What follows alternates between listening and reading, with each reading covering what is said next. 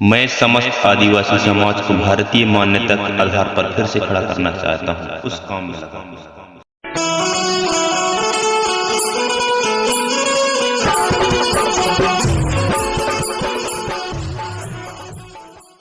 साथियों, मैं बहुत दिन बाद वीडियो लाया हूँ क्योंकि मुझे कंटेंट नहीं मिल पा रहे थे, इसलिए क्षमा चाहता हूँ। आज हम आप सबके बीच में मैं प्रस्तुत करूँगा कि हमारे जो 88 पीढ़ी तक राज करने वाले महाराजा शंभुशेख को आंगन में उसकी पूजा क्यों की जाती है, उसे घर के अंदर क्यों नहीं रखा जाता। साथियों, यह एक सोचने वाली विषय है कि सभी देवी देवताओं को घर के अंदर ही रखा जाता है और हम शंभुशेख महाराज ही ऐसे हमारे पूर्वज हैं जिन्हें घर के जो है बाहर रखा जाता है। साथियों, इसी टॉपिक में बात होगी, तो वीडियो को बिना स्किप किए पूरा देखना, तभी पूरा समझ में आएगा। यह एक कहानी और सरसरी तौर पर है। साथियों, यदि वीडियो पसंद आता है तो वीडियो को एक लाइक कर दीजिए और चैनल पर पहली बार आए हो तो चैनल को सब्सक्राइब कर बेल आइकन को प्रेस कर लेना। साथियों, चलिए वीडियो को आगे बढ़ाते हुए हम शुरू करते हैं कि क्यों शंभुशेख महाराज को आंगन में उसकी पूजा की जाती है। साथियों, यह बहुत पुरानी बात है।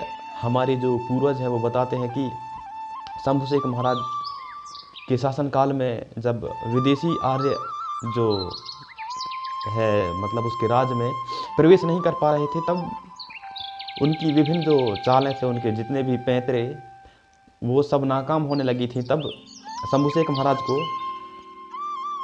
महाराज के लिए आर्यों ने एक तरकीब बनाई कि उनकी जो एक बेटी थी किसी आर्य की, उसका नाम जो है पार्वती थी। तो माता पार्वती को उन्होंने होस्ट किया कि जाओ और शंकर जी को अर्थात शंभुशेख को अपने प्रेम के जाल में फंसा लो और उसे ऐसे फंसाना कि दोबारा आपके चंगुल से ना बचे, मतलब आपको छोड़े ना। तो ऐसे करके और फिर माता पार्वती को उन्होंने शंभुशेख महाराज के पास भेज दिया और माता पार्वती ने कहे अनुसार जो है शंभुशेख महाराज को अपने प्रेम के जाल में फंसा लेते हैं और उनकी विवाह भी संपन्न हो जाती है।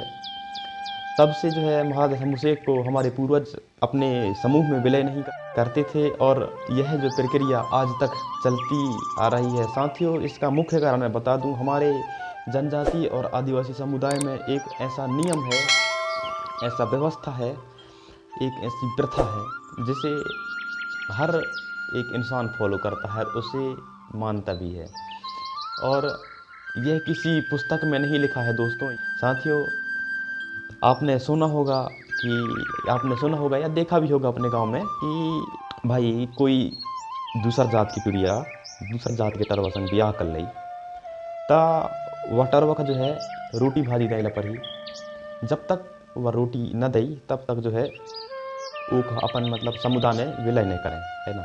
यह व्यवस्था है कि जब तक वह रोटी न दई, रोटी एक ऐसी शब्द है कहना चाहिए कि खर्चा पानी मतलब गांव वालों को खिलाने पिलाने के लिए जो है रोटी शब्द दिया गया है। जो नेम दस्तूर है वो पूरा करते हैं गांव के जो बुजुर्ग मुठफसियाने लोग होते हैं, वो अपने हिसाब से करते हैं।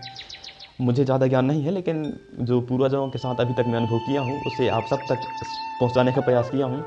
तो दोस्तों, यही प्रक्रिया है, यही कारण है कि महाराजा शंभुशेख को जो है घर के आंगन में ही उसको रखा जाता है।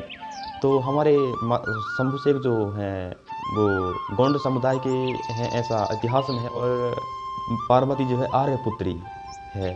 इसलिए जो है जब महाराजा शंभुशेख माता पार्वती से विवाह कर लेते हैं, तब जब जैसे ही हमारे जो मुठवा पूर्वज थे महाराजा शंभुशेख के जो साथी ऐसे, तो उनको पता चला कि ये तो आर्य पुत्री को शादी किया है, तब उन्होंने आपस में विचार किया कि जब तक शंभुशेख महाराज जो है समाज में विलय नहीं हो जाएंगे, अर्थात जो रोटी का जो नेंग है उसे पूरा नहीं करेंगे, तब तक हम इसे विलय अपने समुदाय में नहीं करेंगे। तब से जो है शंभुशेख महाराज को अलग ही स्थापित किया जाता है। ऐसे मतलब जब भी कोई समुदाय रहा होगा उस समय, तब शंभू शेख महाराज जो है समाज से अर्थात सभा से अलग ही बैठते रहे होंगे, अर्थात उसके लिए अलग एक स्थान तय कर दिया गया था कि जब तक आप ये काम नहीं करोगे तब तक आपको जो है हमारे साथ मिलने की अनुमति नहीं है। और ऐसे में महाराजा शंभू शेख भी वो रोटी भाजी नहीं दे पाए, इसलिए ऐसा मानना है हमारे पूर्वजों का कि उसे घर के आंगन में ही पूजा जाना चाहिए, उसकी जो है पूजा करनी चाहिए। साथियों, यही दर्शन है। यदि समझ में आया हो तो कमेंट के माध्यम से ज़रूर बताइएगा, इससे मेरा उत्साह बढ़ेगा। आज के लिए बस इतना ही, मिलेंगे अगले वीडियो में अगले ऐसे ही इंटरेस्टिंग टॉपिक के साथ। तब तक के लिए सेवा जोहार, नमस्कार, जय हिंद, जय भारत।